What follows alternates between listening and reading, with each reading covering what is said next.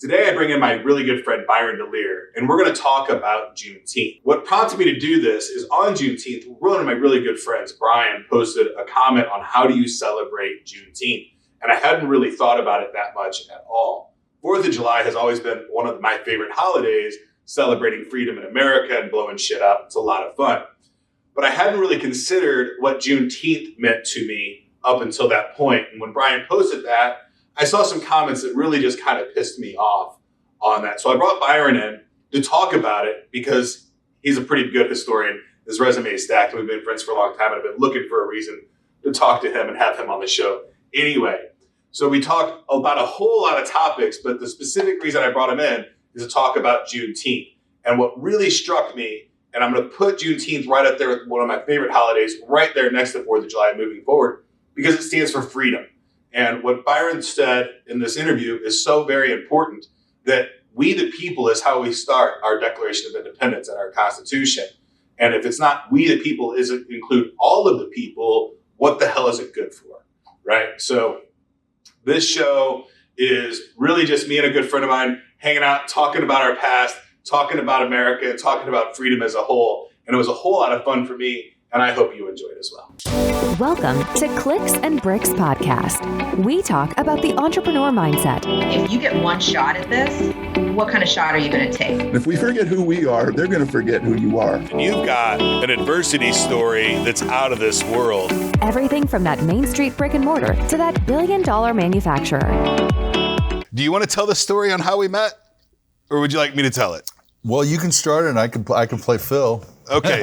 So if and I'm fuzzy with dates, I have a really bad concept of time in general.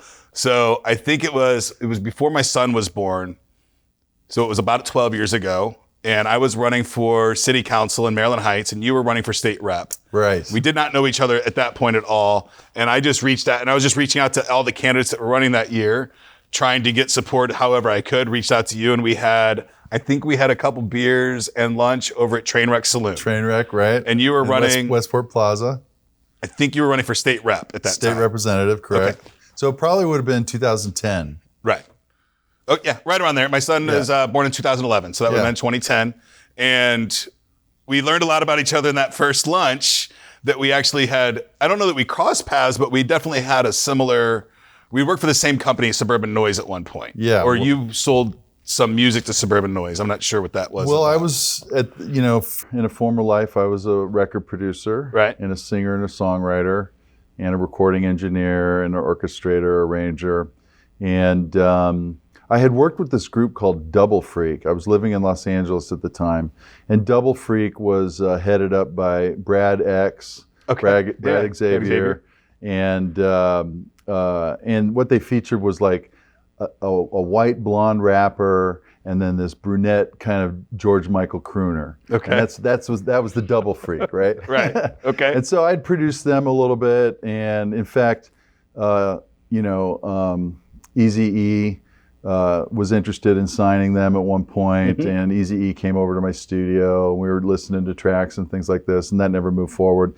But eventually, Brad found these two rappers, Saint Dog and D-loc, who were from Riverside area, which is Los Angeles suburb, and they were 19-year-old kids, pretty good rappers, skateboard kids, and they formed a band called Kottonmouth, and the name then quickly became Kottonmouth Kings, because they found out that Kottonmouth was taken already. It was trademarked by some random heavy metal band, right? I did not know that. Yeah, so the Kottonmouth Kings, and we did some demo masters.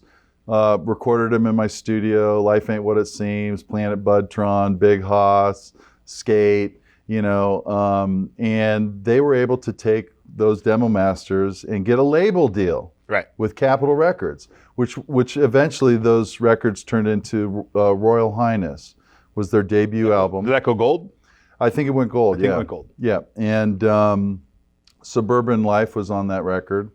As well, which was, I think, in one of the Scream soundtrack films. I think it was in the first Scream soundtrack. Yeah. Yes. Yeah. So Kottonmouth was an interesting experience. I'd been producing a lot of different musical styles at that time.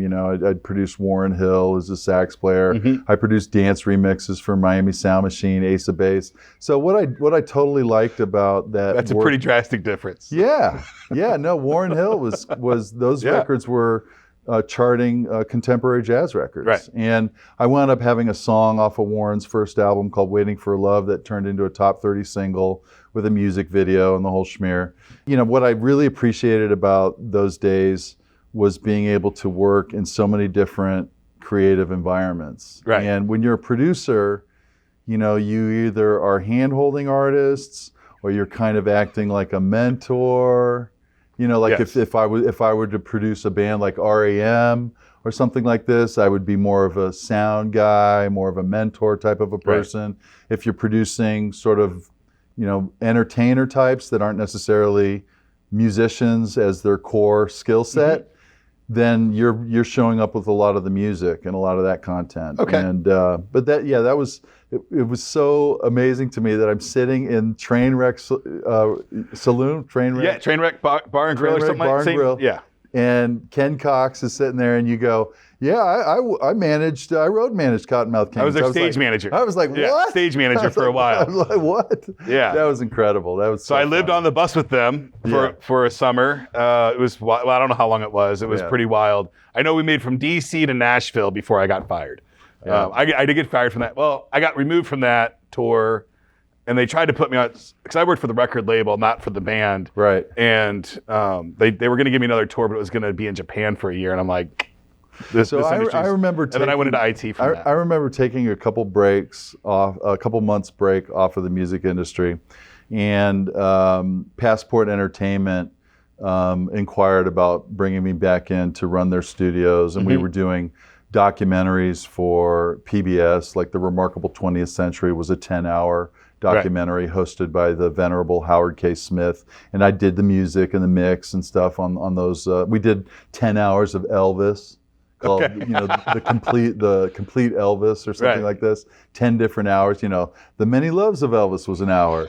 Elvis and the Memphis Mafia, Elvis and the Hollywood Years Part 1, Elvis and So we did all these different shows, but I remember coming back to Hollywood, and Royal Highness had been out for a year at that time, and they had a gig at Avalon, which was right across the street from Capitol Records. That space has been named different club names over the years. I think it's Avalon now, but they were playing there, and this was an 18 and over show.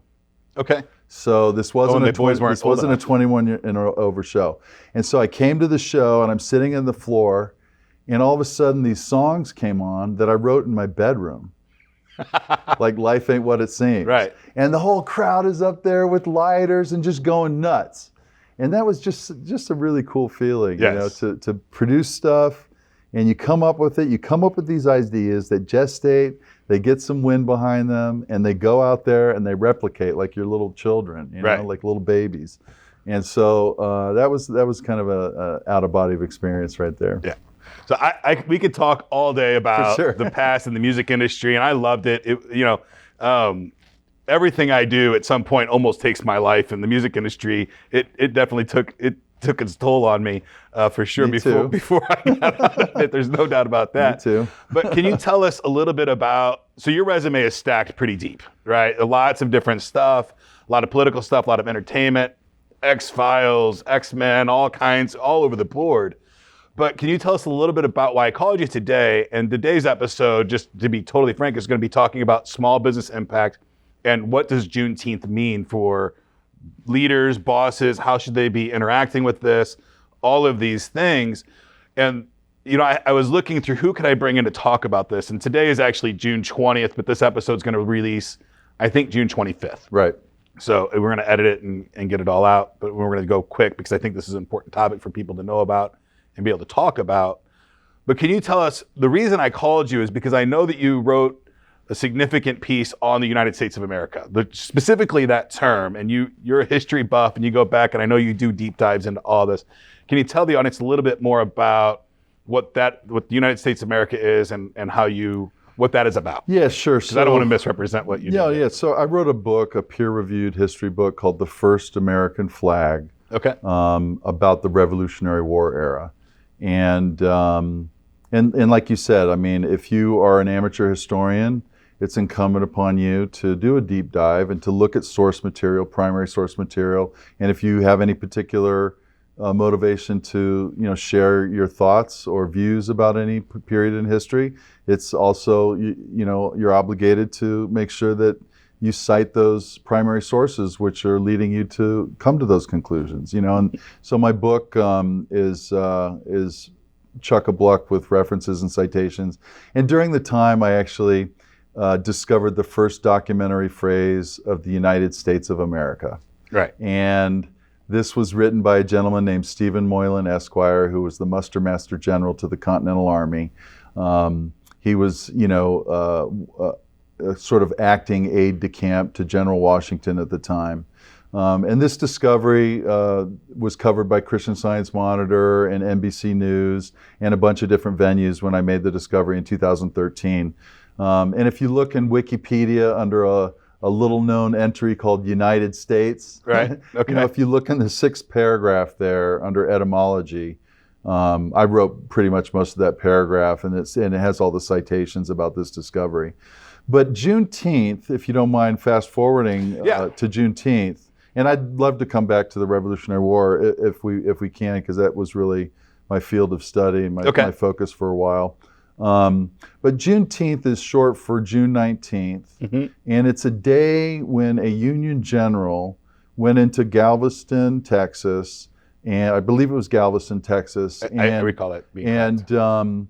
The Emancipation Proclamation had been issued for 2 years prior, and yet slavery was still standing in Texas.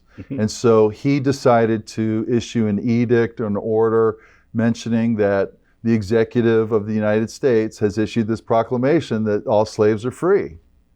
And so Juneteenth really commemorates the tearing down of one of the most destructive institutions in our recent, multi-century memory as a species. Right.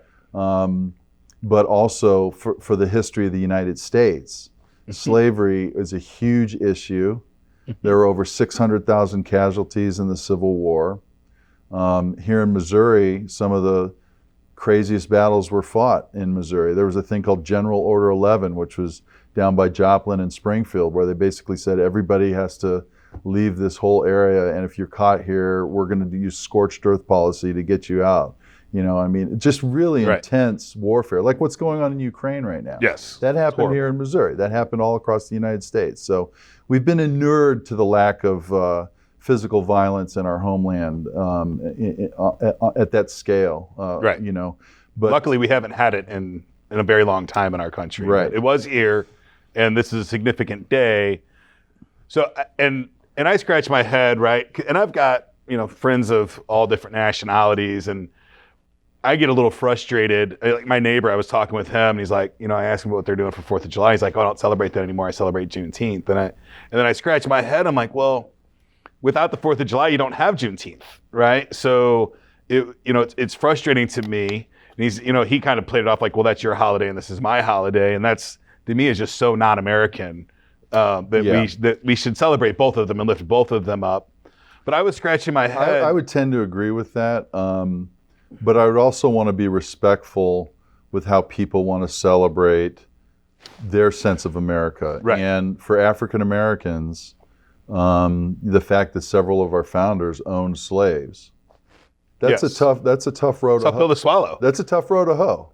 Yeah. And us as white guys, we think about George Washington and these paragons of democracy and Republican, small r republicanism, representative government, the rights that were expressed by Jefferson, building off of John Locke and other English thinkers at the time. In many respects, the revolution was built off of the English Civil War that happened years earlier.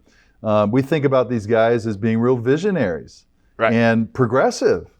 Because to say the king ain't wearing no clothes, that was progressive. Right. That was very, very progressive. Ben Franklin wanted libraries so that poor folks could have access to books Right. and learning. These were revolutionary ideas, right? Yes. Madison says that knowledge will forever be superior to ignorance, and if a people intend to be their own self-governors, they must wield the power that knowledge brings. So there's this spirit of science and discovery and enlightenment that is woven through the fabric of the foundation of this country. Right. And what was fascinating in my research was I was reading all the primary sources between the American generals, the Americans that were writing, and I was reading all the British primary sources as well. Okay. And there's a different attitude. There's definitely a new nation that was being birthed. It was a utilitarian nation. It was a nation of can-do spirit. It wasn't something that was, obsequiously prostrating yourself before the king. When you hear these people writing the lords and the kings about the what's going on in the colonies, there's this obsequious, bent knee quality to it. Right. And in America, we like the mavericks. We Yes. like the independents. We like the entrepreneurs. And that was just as present back then as it is today. So I agree with you that having a holistic appreciation for those innovations that the Revolutionary era brought, Right. and understanding that there were inherent flaws, Absolutely. like slavery, Big one. and it was resolved. But It took some time. in the 100 years after the Civil War, Right. we still have deep segregation, deep Jim Crow laws. And until the Voting Rights Acts of the 60s, in some sense, it's not that unfair to suggest that we really didn't have a democracy yet, because there was still such a Right. sense of disenfranchisement for large swaths of the population. And if you're going to be somebody that says that people are people and that they should have agency, whether you're white or black or woman or a man, Right. then it's not that unfair to suggest that our democracy took on a new birth in the 60s, when all of a sudden you have the Voting Rights Act and these different massive pieces of legislation that enfranchised people to be able to have their voice heard. I'm doing a lot of work on that right now I'm vice president of social impact for a company called Y Green Energy Fund. Okay. And we have, it's a super company. We have deployed about 2.7 billion in capital for sustainability property improvements and resiliency property improvements among about 115,000 projects in 3 states, Okay. California, Missouri, and Florida. And And these are all energy initiatives. these are energy efficiency upgrades. I understand you have a new solar system on I'm top installing of here. solar right now. Yes. That's very good. Should go live in I think 2 weeks. It'll be live. Straight up solar. Yes. I know the company very well. They've been a part of the PACE program, which I administer and have designed here in the city of St. Louis and St. Louis County for many, many years. Part of the work that I'm spearheading is helping to solve access to capital issues and problems that have lasted for decades, that have plagued the underserved communities of color. And it all goes back to slavery and the Civil War. And so in some ways, to conclude this little section, in some ways, Ken, we're still playing out these struggles and trying to get equal access to opportunities, Right. and value for our American citizens. Right. And that's the difference.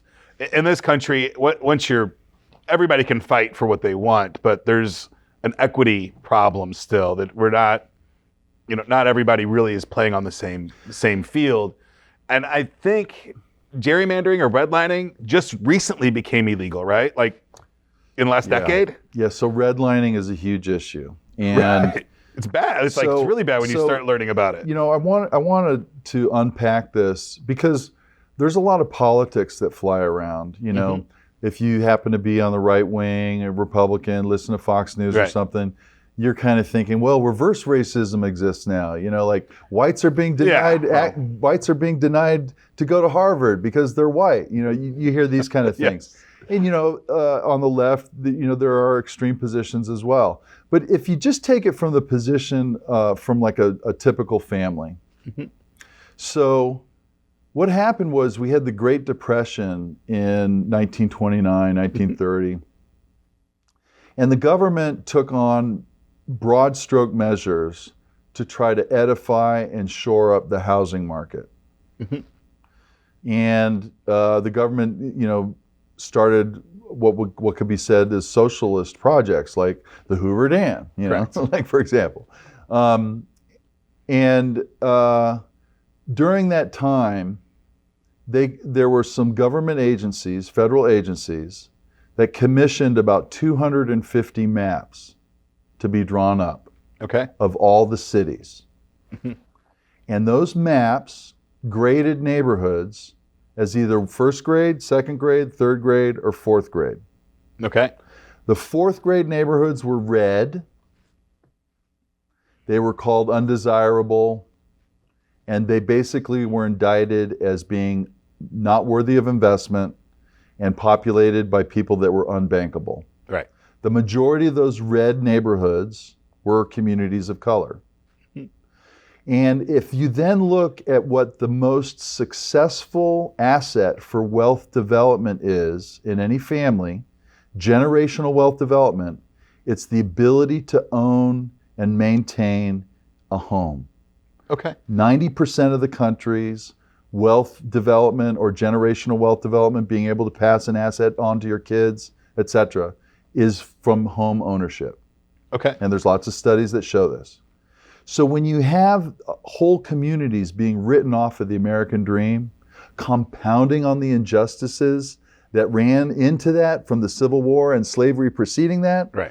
you have basically taken whole communities and whole families and made it impossible for them to be upwardly mobile. Right. It's not that different than the ghettos. And that's of Germany. that's what redlining is. And if you look at those communities that were redlined in the 30s, they're, like you said, ghettos, right? So when you look at those zip codes that were redlined, they are still suffering and going through all sorts of hell because of this policy. And Ta-Nehisi Coates says that redlining basically said that if you're black, you're unworthy of investment. Right. And when you shut off the banks, and you shut off the money, and you shut off the ability to own homes, and you shut off the ability to have access to capital, right. a whole slew of social defects and negative impacts starts to compound, including increased segregation, lack of education, policing issues, all these kind of things compound. And there's lots of studies. There's a 2020 study by the Chicago Federal Reserve that talks about the ill effects of redlining. So when you hear the term redlining, you're really talking about like soft bigotry in federal policy that's holding whole communities down. And so we have to, me as somebody that is interested in crafting policy that uplifts people, we have to think about reasonable ways to uplift these communities that have been left behind. And one of the ways is the PACE program that I helped design and run through Y Green Energy Fund, because we have a financing product where the terms and rates are the same for everybody. Okay. And it's affordable. Right. So if you live in Ladue, which is an affluent area in St. Louis County, your terms and rates are the same as if you live in Wellston, which is a lower income area in St. Louis. And that is not how the banks operate. No, not at all. Here's how the banks operate. If you have a lower credit score, you pay more. Right. You pay a premium. You have higher interest rates. So there's a bunch of studies that show that there are discriminatory attributes in the algorithms that help generate credit scoring, right, which acts as essentially what I call a red line tax. So if there's ways to reverse this in incremental policies that move the football down, I'm not talking about a Hail Mary pass where you get 60 yards, But if there's ways for you to inch down the football field towards a more equitable ecosystem and an equitable marketplace where opportunities are equal, et cetera, Right. then that you should lower your shoulder behind that and go full press, you know? Absolutely. So, and then wrapping this all around, because I'm not a political show, and this is way out of my comfort zone, even talking anything about this in a public arena, but I think it's important. And I think there is a big impact to businesses, big and small, right? Because 2022 is the first year that Juneteenth is a federal holiday, right? So, and it's one day, it's 365th of the year, right? So it's not that big of a deal. Right. We only work 200 days a year anyway, so it's one day out of that, and it's a federal holiday, so not everybody's off of work. But there are things to be considered of, right? The banks are closed, the post office closed. Okay, that's a very small deal, but all across the country right now, you have leaders, bosses, employees that are having this conversation, right? And I know, I grew up in a low-income white community. I don't have to go deep into the kind of people that I grew up around, but I got out at a very young age and saw the world for what it really is. Where was that? Arnold, Missouri. So I didn't meet my first black person until I was 16 years old, right? So, and I grew up in a bigoted household, right? There's no doubt about that at all.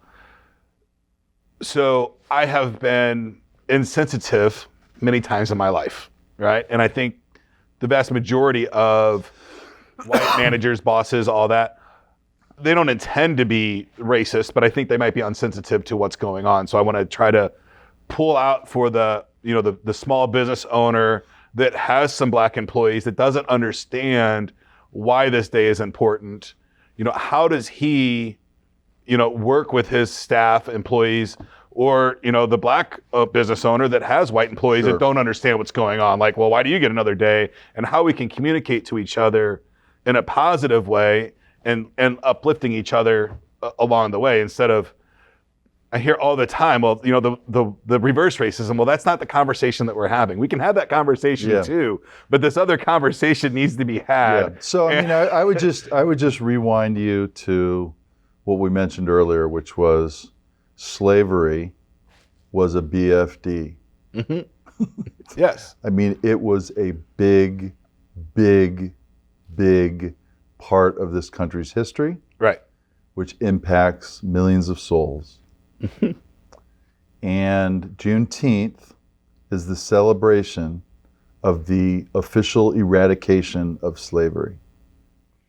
So after that day, there was no more slavery in the United States? Well, the Emancipation Proclamation made it illegal. Yeah. Right? Yes. But what I'm saying is that the federal holiday of Juneteenth is celebrating the eradication of slavery in the United States. Well, I'm not saying the federal holiday was the vehicle with which slavery was eradicated. The Great Amendments, the 13th, 14th, and 15th Amendment, which were passed post-Civil War and one during the Civil War, those speak to codifying the eradication of slavery. Right.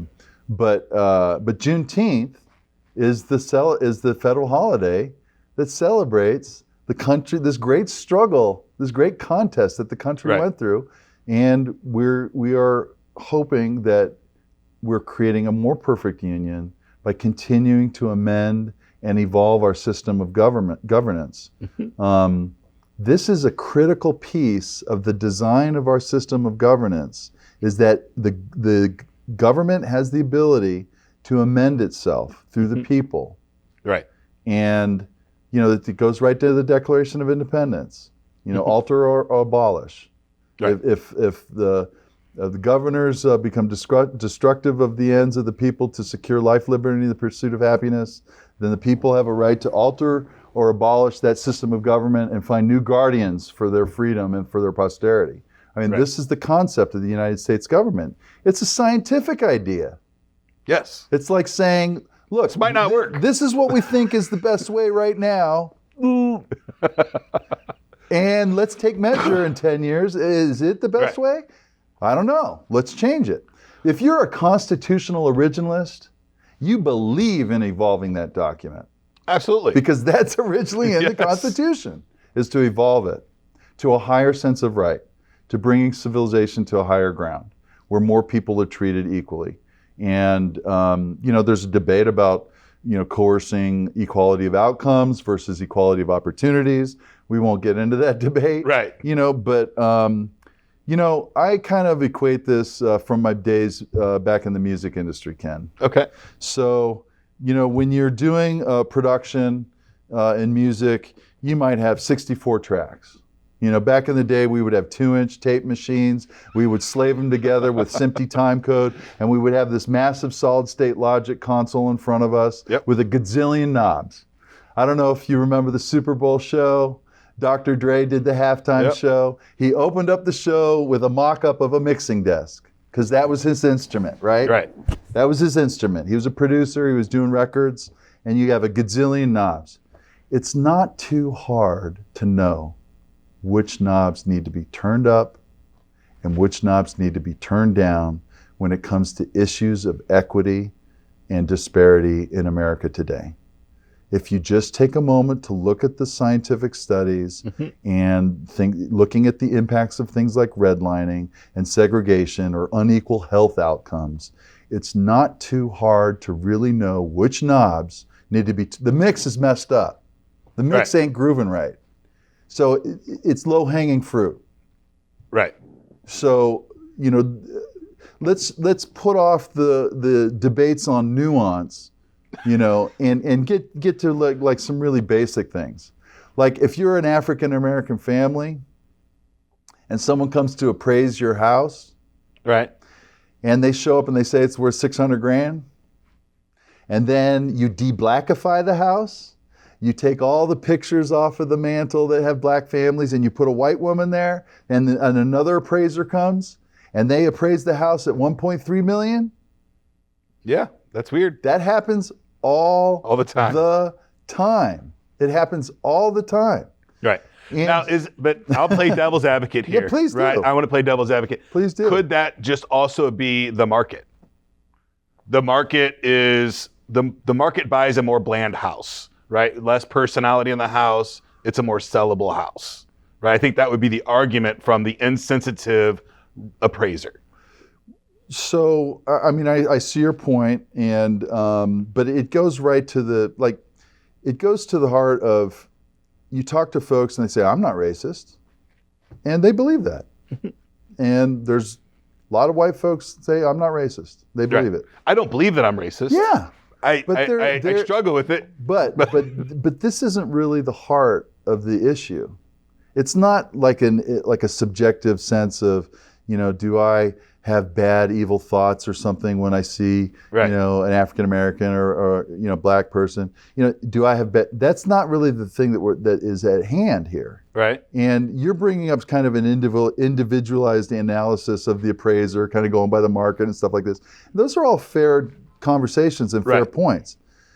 What is at hand is what's called institutional or systemic racism, which goes to the heart of the algorithms that generate credit scores, or goes to the heart of, there's this gentleman that I recently was very humbled and honored to present at NAACP Civil Rights Conference. It was very recent, right? In February. Yeah. And one of the gentlemen that we brought in is a gentleman named Andre Perry, a senior researcher with the Brookings Institution. He did a pivotal study in 2018 called The Devaluation of Assets in Black Neighborhoods.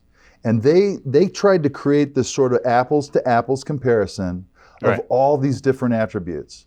If a home has access to the same caliber of school, all the different attributes that would affect home values and things like this. And basically they found out that communities of color in general, if you wanted to just kind of take a broad stroke swing at it, they're devalued by 50% less. All other things being equal. And so all other things being equal, and scientifically through a study to make sure that you're doing apples to apples, not rhetoric, not political talking points. This is the Brookings Institution. So, that's a fair point that you made. So but I just wanted to say that. Yeah. And I think that happens sometimes, but I don't believe. I do believe that this is happening on a larger scale. Now, I struggle with these two words quite a bit: systemic and systematic. Uh-huh. And what is the difference when you're talking about a systematic racism or systemic racism?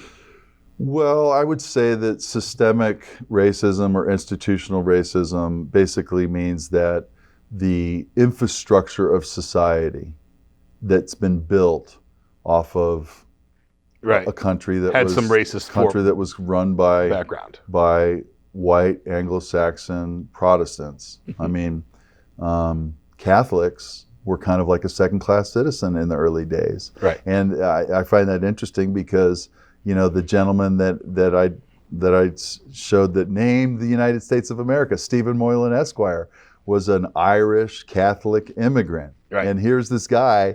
And so, you know, as soon as I released this finding, Irish Central and Irish Times, they all start releasing articles on it because they're excited to see an Irish immigrant that Right. named the United States of America. But at the time, you know, Catholics were considered, you know. Well, and Irish Catholics were Yeah. pretty bottom bucket, right? Right, That's my heritage. Right. Okay, So, very good. yeah. Well, you named the country. Yeah.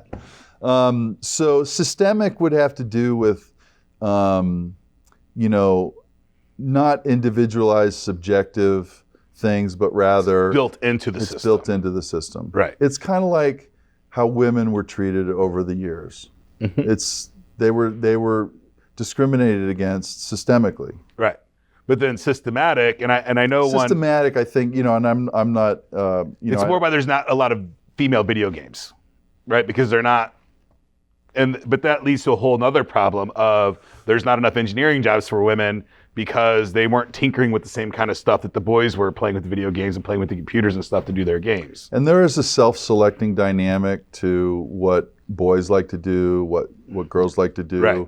And is it conditioning, or is it, you know, is there some sort of biological component? This gets into areas that are very fraught with passionate opinions. And I am not, that's not my field of, that's not my bailiwick, it's not Right. my field. But I know that there are a lot of folks that have got their nose to the grindstone trying to figure this stuff out. And that information's available with that old Googler. Yes. I mean, you can find, you can chase down very passionate opinions on all sides of that equation. You know, gender equity. You know, the issue of you know, like a lot of the sensationalist kind of TikToks you see today. You know, we'll have some guy. Well, what is the definition of a woman? You know. Oh yeah, the gender stuff. So you have a biological component to this. And then you have the social construct of what it means to be more feminine or masculine or woman or man. And being a 56-year-old white guy, you know, I don't have a lot of experience in this realm. My sister's lesbian. One of my first political experiences was canvassing for the Los Angeles Lesbian and Gay Center to promote, you know, gay marriage. And, Right.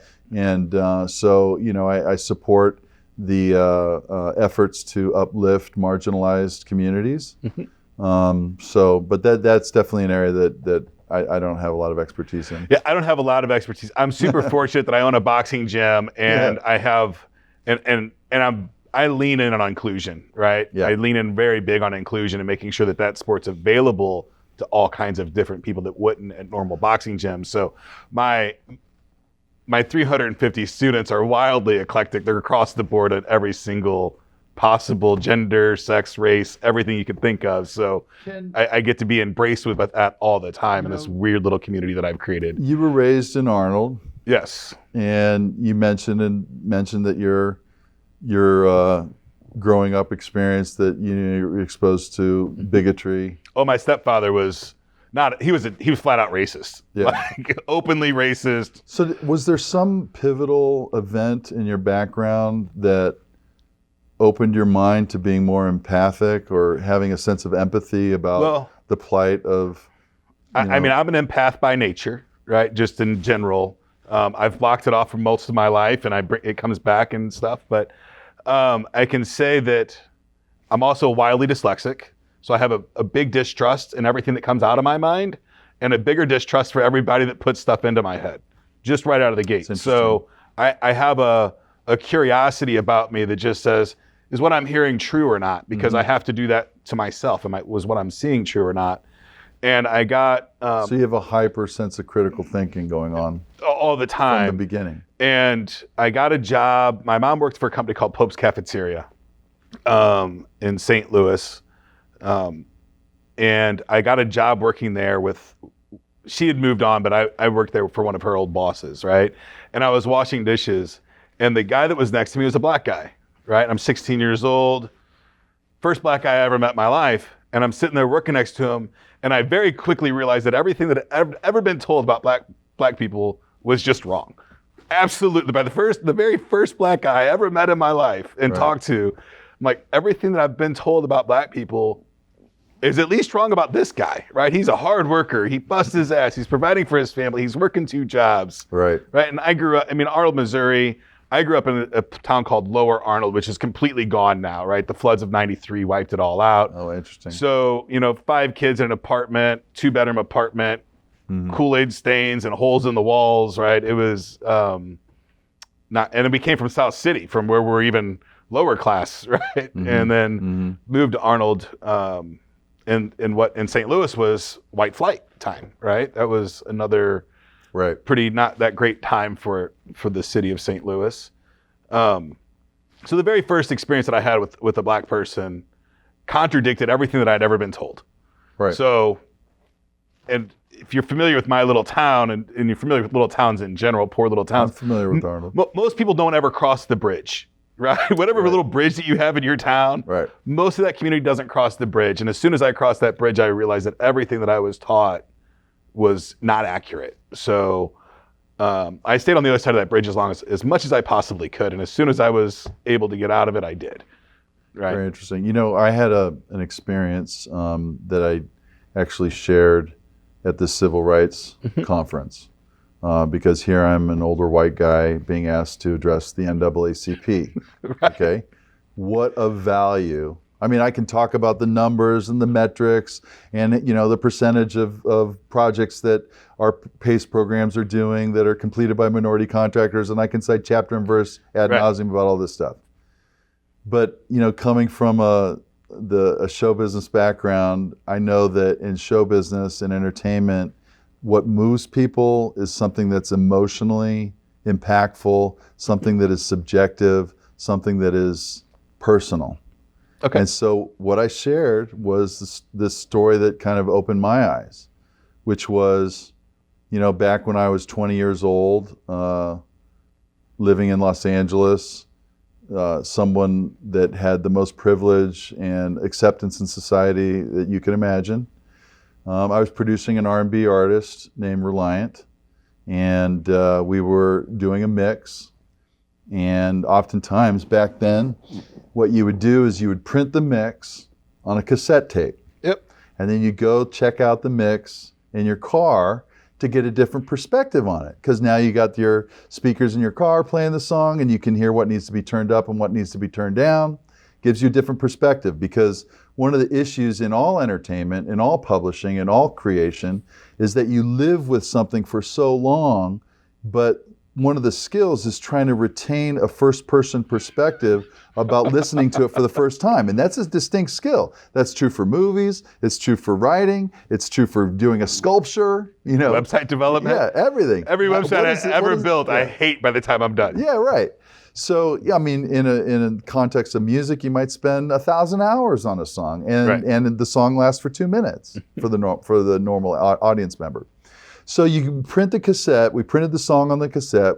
We put it in my car. I had a Honda Civic at the time, and we tooled down the street, down Hollywood, and we parked in front of a 7-Eleven, and we're listening to the mix, taking our notes dutifully.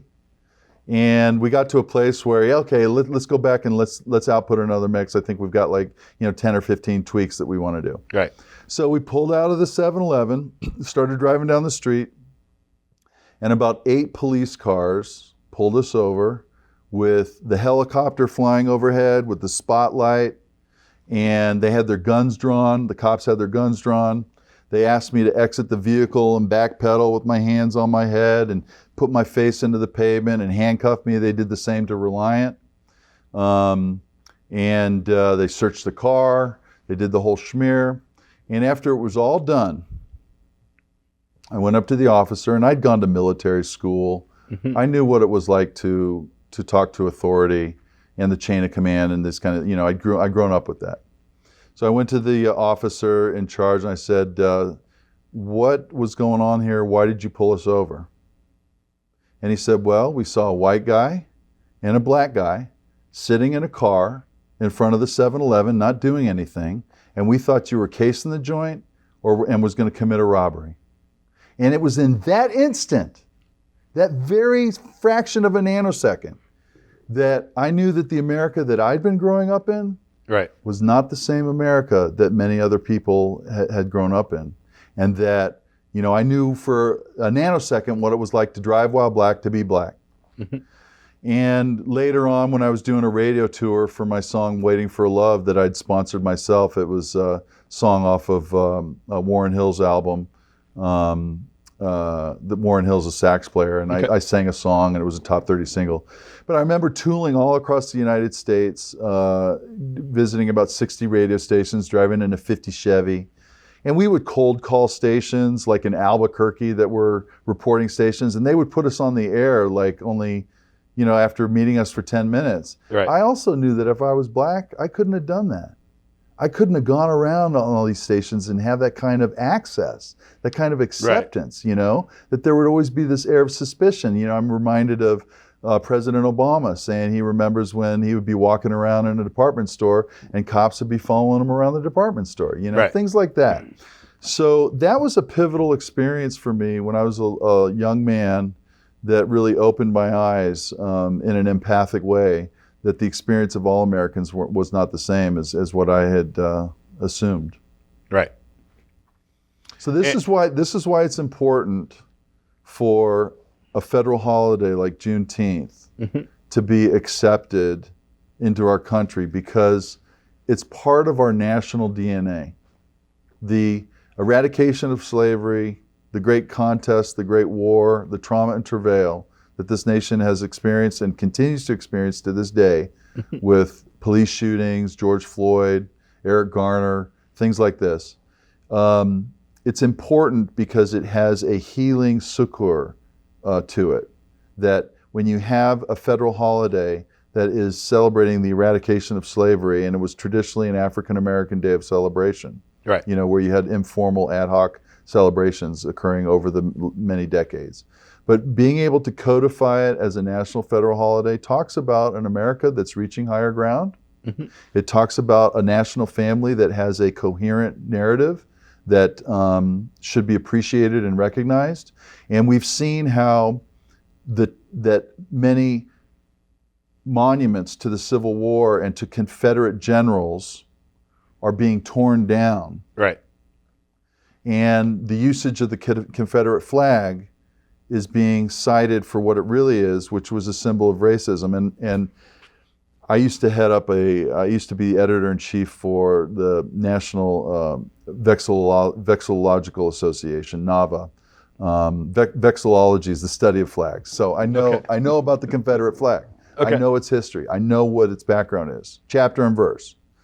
And we are tearing down these monuments to traitors to the United States that attempted to destroy the United States in support of slavery. That's what was going on in the Civil War. And they also violated the Constitution in doing it, because the Constitution says clearly states cannot... We were literally two different countries at that time. Well, you cannot have states confederate against the United States. That's illegal constitutionally. So Lincoln fighting to save the Union was constitutionally appropriate. But we're seeing that these monuments are being torn down. We're seeing these flags pulled down. And we're seeing other monuments that are being erected that talk about a unified history, that recognize the plight of African Americans, that recognize our history, that talk about the Union, that talk about America, American justice, American patriotism.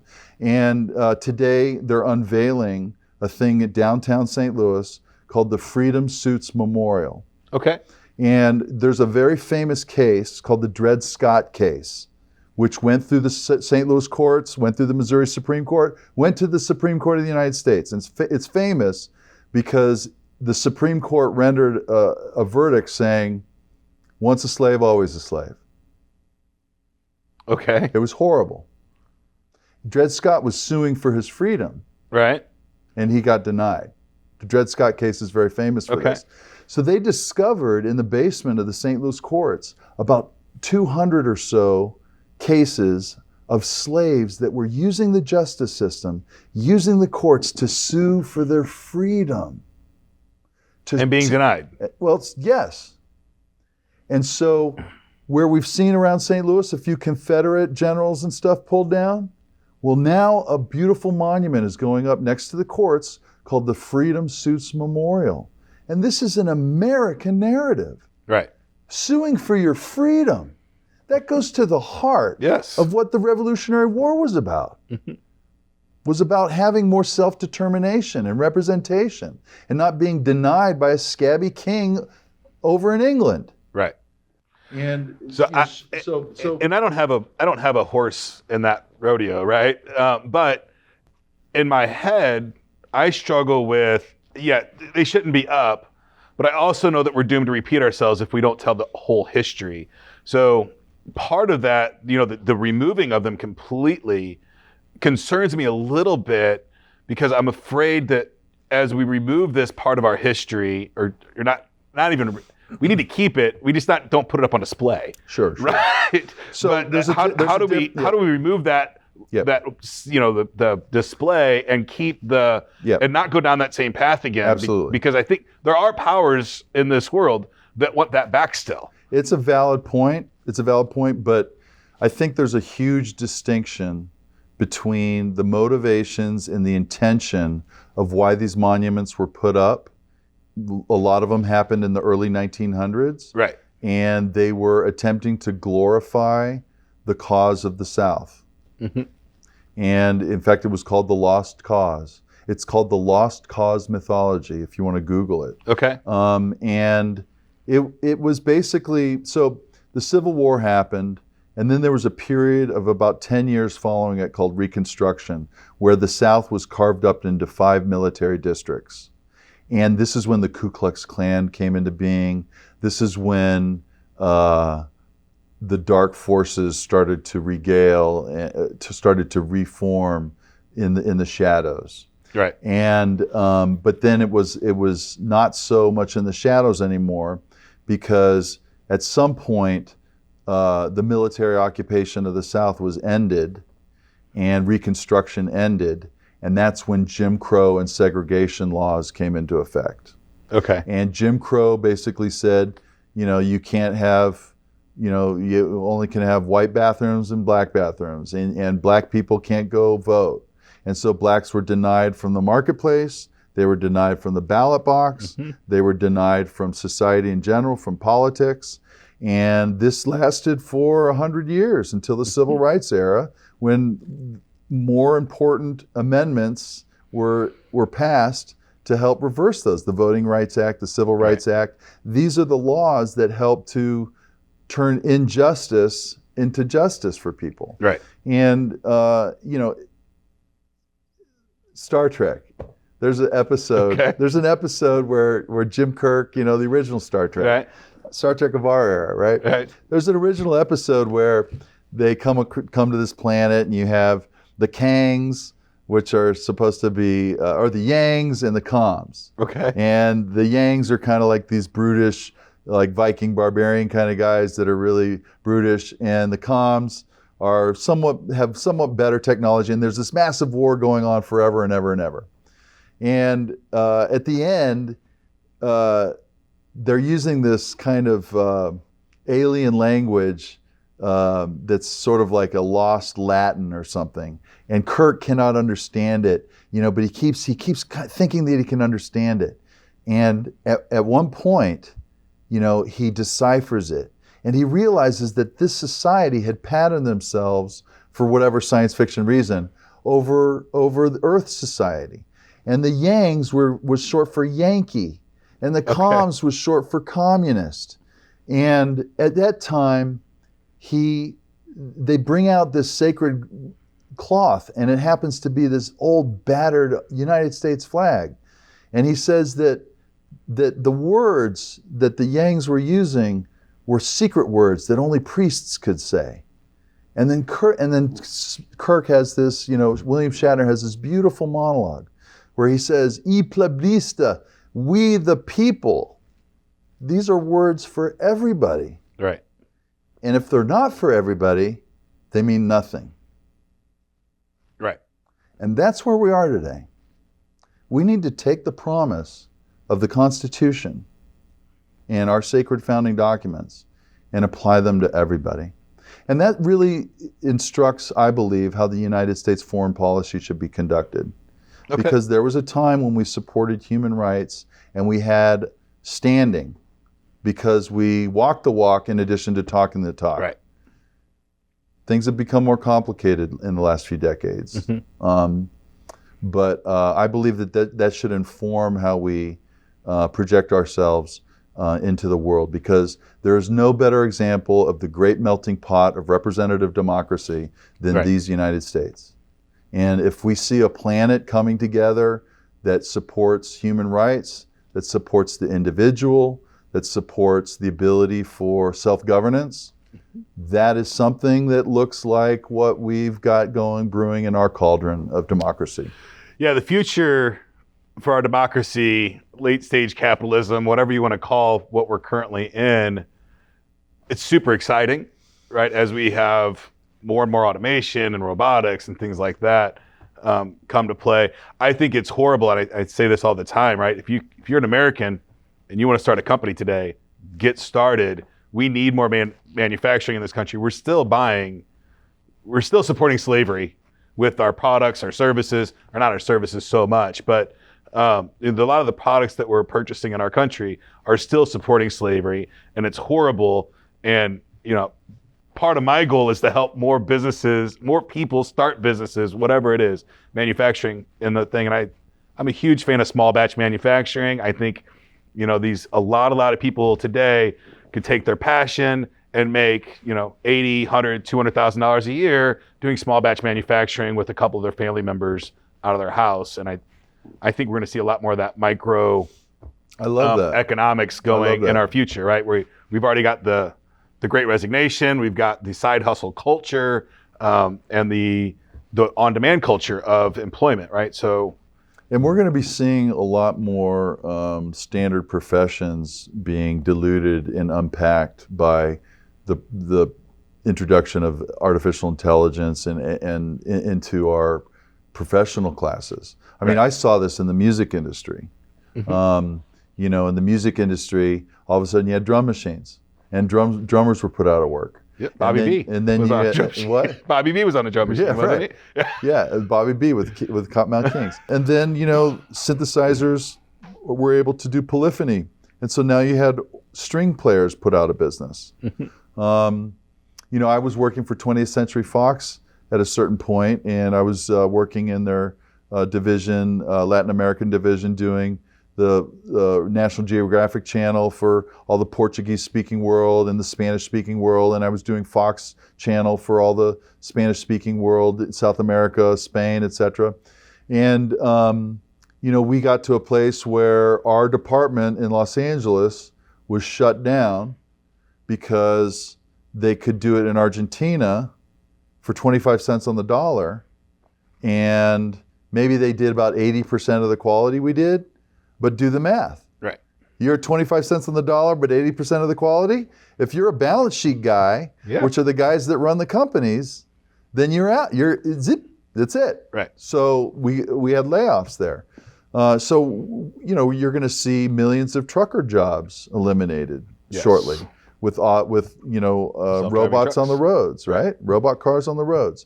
So I believe that this micro economy, this thing that you're discussing, where we have a sort of a decentralization, a de-urbanization that occurs, that's facilitated by information technology, but also lifts up these communities of interest locally. And one of the fascinating things about energy efficiency measures is that 90% of the products in energy efficiency, that's insulation for your homes, that's heating and cooling systems, are manufactured in the United States. Oh, really? 90%. That's amazing. Yeah. That's insulation, phenomenal. roofing, stuff like that. Right. So, local economies is absolutely critical. I can remember, I went through a merger and acquisition with my company. We had my dear friend Tom Applebaum, who you met back in 2010 as well. Yep. Tom's an attorney for St. Louis County. We had a company called Energy Equity Funding.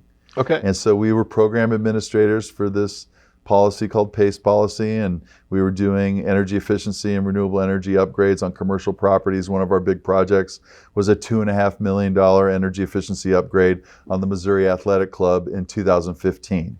And Mayor Slay, the mayor of St. Louis, came out and did a big press conference and everything, and we about this, the importance of property owners in the area to participate in these public-private partnerships, these programs. When I had Energy Equity Funding, we sold it to Y-Green in 2017, and where Y-Green is the company I work for now. We were able to take an idea from its start, and for many, many years, we were not making enough money to put bread on the table. Right. But we were indefatigable. We were tireless, and we kept at it. And then by about year 4 or 5, that's when we started to see the corner turn. And I'll say that if you're bringing value to your community, if you're improving people's lives, Right. and you're passionate about it, then stick with that. Yes. Because that's a legacy that has legs. And that, to me, comes right down to, I talked about this with a lot of people, is do what you love and you'll never work a day in your life. And people don't understand really what that means, right? And that's what you're talking about. Yeah. Is find it. And I promise you, if you can figure that out, the money will figure itself out, right? You'll make enough to live. You'll figure out how to get bread on the table somehow. I'm not exactly sure how it all works, connected to the universe and all that fun stuff, but I can tell you when your mind's in the right spot and you're doing the stuff that you love to do, that everything else just starts to really fall into place. Well, I listen to some sports talk folks every once in a while, and Colin Cowherd, has his, I think that's his name, Colin Cowherd. He's got a sports show, and he was talking about the great athletes and their careers. And he said that these great athletes, that the difference between greatness and just being run-of-the-mill or average is a matter of points and seconds. Yes, and he identified all these different instances. LeBron in 2016 when he beat Golden State Warriors when he was down 3-1, whatever. He identified all these different instances, and it came down to just a matter of a few points on the board, a few seconds. And so to speak to, you don't know how the universe works and how this all comes together or whatever, but if you are passionate about what you're doing, right, then you're going to go into a sort of a state of subconscious execution. And that puts an extra couple points on the board. Yes. Because you're not belaboring, you're not in the middle of a drudge task list. Yes. You're not, because you're enjoying yourself. And you don't quit when it gets tough. This is what you love. And you're more carnivorous. Well, maybe that's the wrong word. You're more aggressive to find the solution. Yes. Because you're protecting your love. Yes. You're protecting your life and your love. And so it's just a question of a few points or a few milliseconds. And that's the importance of being passionate about what you do. And that's a big differentiator for sure. Very, very big. I know that I've failed at so many things that, like, I can do this because it'll make money. But I didn't really love it. And yeah, it made money, but it didn't have legacy behind it, right? It was just, this is what I'm doing right now. So what's on your horizon? I mean, I come to this office you've got this amazing sound stage here, and you've got this podcast that's just been picked up by a couple of venues. I hope you don't mind if I flip the interview. No, not at all. And you've got, you just put a solar system up there. Right. I just toured your data room. Yep. You were into cryptocurrency. Yes. You know, you've got all this stuff going on. What's exciting you? What are you loving right now? So right now, I mean, I'm loving doing the show, and just because I get to talk to so many business founders on a daily basis, and the opportunities that have been awarded to me by doing this show have just been outstanding, right? I'm not traveling like I was back when I was a kid, but you know, at least once a quarter I get to travel. I'm going to Freedom Fest next month. I just spent a week in San Diego, a week in Orlando. I'm going back to Orlando for Funnel Hackers next in September. You know, I tell this story quite a bit. When I was a kid, I grew up. My mom was homeless when I was born. I grew up in the back of bars. My mom worked at bars, worked her way up, got a job at WashU finally. All of this, my mom and stepdad would sit on the couch and they would talk about all these ideas that they had, these businesses that they wanted to open, right? And for me, I started my first business in high school, so, you know, vending machines, right into my first production company, shooting videos, working for myself. And I know my dad was always super nervous, like, well, you know, how are you going to eat? Who's going to pay you? I'm like, well, that's on me to figure out, man. Right. I gotta sell this stuff, right? That's on me. And this is what you mom talk about all the time, but you don't do it. My dad was a racist drunk, violent man, right? But sorry to hear that, man. This is my stepdad. 2 years before he passed away, he started his business. And he quit drinking that year. He quit smoking. And I think it was the happiest 2 years of his entire existence. It's the time that we actually started getting along for those last 2 years of his life. And he died 2 years later, right? So that's a life lesson, right? And if I can get anybody that's sitting on their couch today, right, to get up and actually just start doing the work, build the website, get the LLC, talk to the lawyer, whatever it is, then I think I've won, right? I've done a justice to the world that's bigger than I can ever be. Through this journey, I've had my alcohol issues and all that other stuff. About 7 years ago, I almost lost my life again to alcohol. My liver was almost in cirrhosis. I had to quit drinking, all those things. So, and I see a lot of business owners stuck at that. They just took a giant hit and they turn to the wrong things. And if I can help somebody that's in that boat, then that's another one. So I just look at this show as a way to do all of those things under one format, and I couldn't be happier doing it. That's great, man. So, and along the way, you know, if anybody needs IT services of any kind, I'm a broker for every, you know, AT&T, Verizon, every single internet provider in the world. Got St. Louis Public Library back there. Yeah, I host St. Louis Public Library, some airports, some hospitals. If you need any help with IT along the way, I'm happy to do that. But luckily for me, I'm a privately held company. My shareholders are amazing. Yeah. I don't have to answer to the stock market, so we can do things a little differently, more of a concierge service. Well, I find it, you know, interesting, you know, Ken, that you called me because it just so happens that D-loc from Kottonmouth Kings had contacted me recently because he was listening to one of the songs we did, Planet Budtron. Right. which out of everybody in the band, D-loc and I got along with D-loc the best. Yeah. He was very down-to-earth He's kid. super. He's super. So, you know, back then in 97, a song named Planet Budtron, that was crazy. Oh, yeah. That was crazy. Yes. But so he's actually doing some work with a guy named Shifty, who is the singer for Crazy Town. Okay. I don't know if you remember that song called Butterfly. Yeah, come, my lady, come, my pretty lady, you're my you know.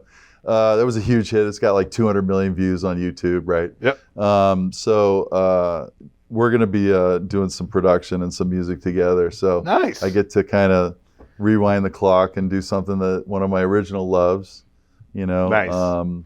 I don't know that I'm going to go back in the music industry. Well, I might drag you back in. Well, that was a bump in the road for me. One thing I am going to do is when this is published, I'm going to send it to D-loc and go, look, there's these two Kottonmouth King guys that got together. Yeah. So music was an accident for me. I was in film school.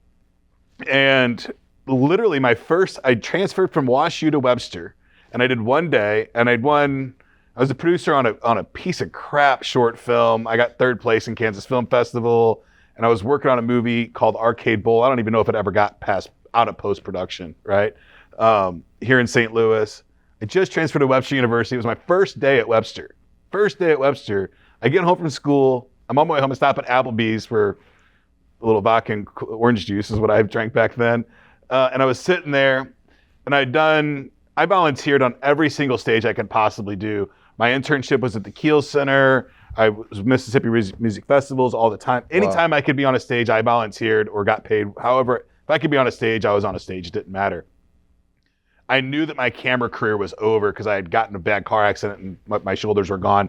So I knew I wasn't going into video anymore. So I was directing, producing, that kind of stuff.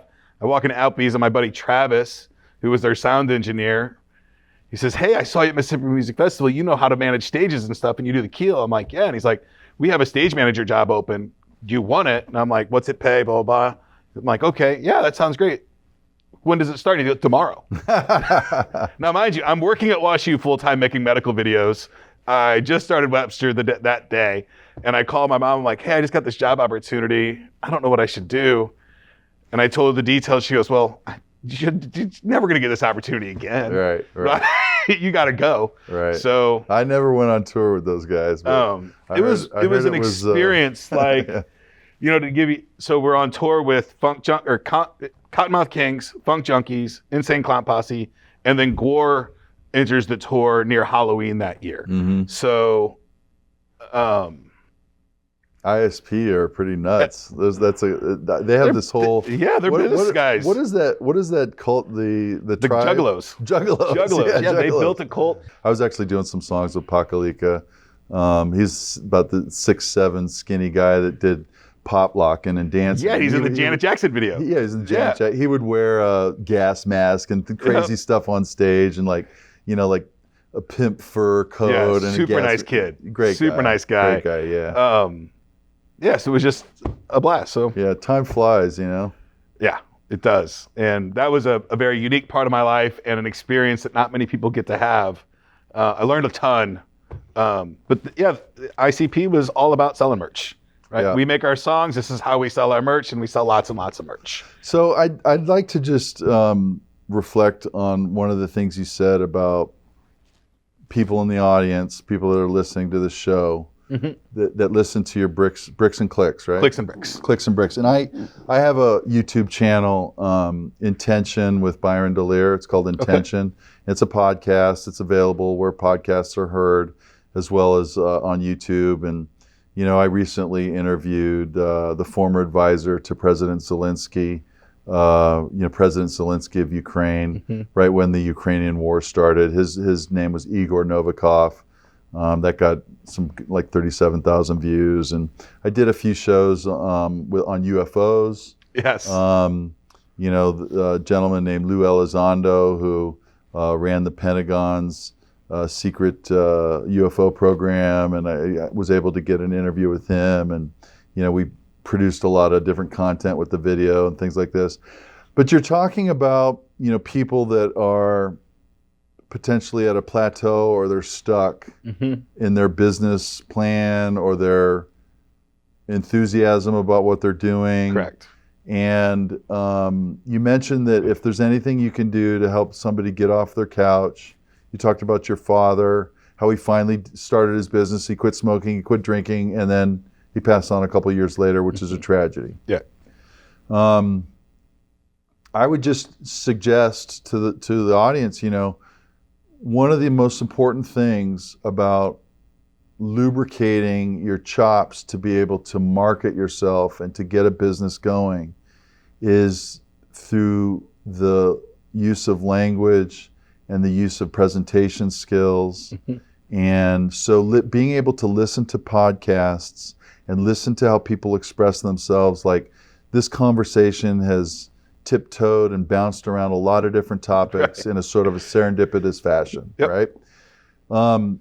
Being able to listen to podcasts, and if you hear a turn of phrase that you think resonates with you or that moves you, stop the tape, rewind it, listen to that turn of phrase, repeat it, and get it into your own mouth. Right. Get it into your own ability to express yourselves, and then apply it to what you're doing.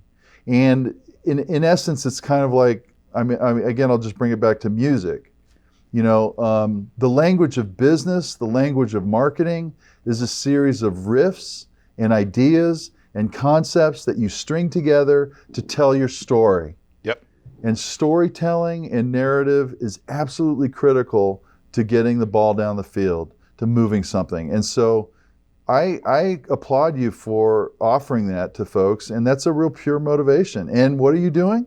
You're improving people's lives. I hope so. Yeah. I sure hope so. Yeah. Yes. So, Byron, thank you so much for joining us today. I very much appreciate it. I appreciate all the words of wisdom. I have a gift for you. Oh, you do? I do. I know you're an IPA guy. Okay. For sure, but I also think you're a whiskey. Oh, wow. I think you're a Scotch guy. Yes, very there good. There you go. Thank you. Thank you for joining us today. I had a blast talking with you, and I'm sure we'll talk again. I would love to pick your brain on UFOs at some point. Oh, yes, sure. But I think it's a whole different. Oh, absolutely. Entirely different. Yeah, there's quite a few different topics we could touch on, and we just kind of, did the greatest hits today. But awesome. I think that our background together in the music industry, I'm definitely going to share this interview with D-loc. Absolutely, and if he's up for it, I'll fly out to LA and we'll have a couple drinks at the Viper Room if he's up for it. So. That place used to be called the Central. Okay, yeah. And I remember I was in a battle of the bands there with a group called Chrome Display. It was a trio. I was the guitarist. Right. And we won the battle of the bands there when it was called the Central. So, but my very first TV show ever was a show called The Edge in St. Louis. And we were TCI Cable, if you remember that, before Charter and all that stuff. And me and a girl, Marshall Fair, she's in a TV show called LA Nights, I think, that shot out of Canada. Her husband is Tommy Black, and he runs the Viper Room now. Oh, wow. So very good. I get pretty good treatment if I fly out there and, cool. and stop by there. Well, So I'll buy the plane tickets. We're still really good friends, and we still get to talk. And unfortunately, I was just in San Diego, and we had planned to get together, but she was sick, so I didn't get to go up there and enjoy the night. But anytime that he extends the invite, I'm there. It sounds great. Fantastic. Thank you, Byron. All right. Have a great day.